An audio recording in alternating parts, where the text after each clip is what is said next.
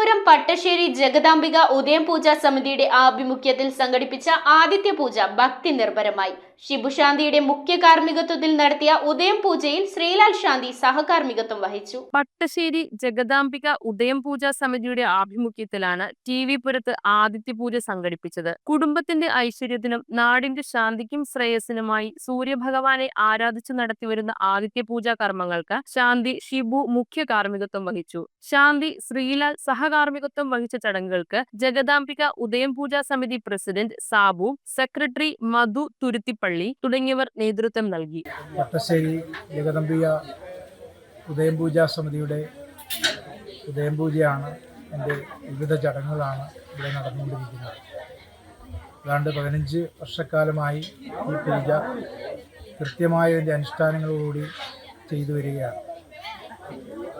സൂര്യഭഗവാനെ പ്രധാനമായും ഇതിൻ്റെ ദേവനായി കണ്ട് വെള്ളിയാഴ്ച കൊട്ടിലിൽ പ്രവേശിച്ച് ശനിയാഴ്ച തുലാപൂജയും ഞായറാഴ്ച മധ്യാഹ്ന സമയത്ത് ആദിത്യ പൂജയുമായിട്ടാണ് ഇതിൻ്റെ ചടങ്ങ് നടത്തപ്പെടുന്നത്.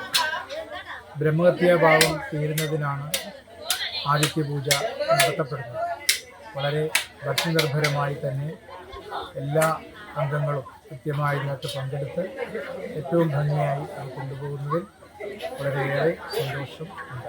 News bureau, Vaikom. ഓം നമോ ഭഗവതേ വാസുദേവായ ധന്വന്തരയേ അമൃതകലശഹസ്തായ സർവാമയ വിനാശനായ ത്രൈലോക്യനാഥായ മഹാവിഷ്ണവേ നമഃ.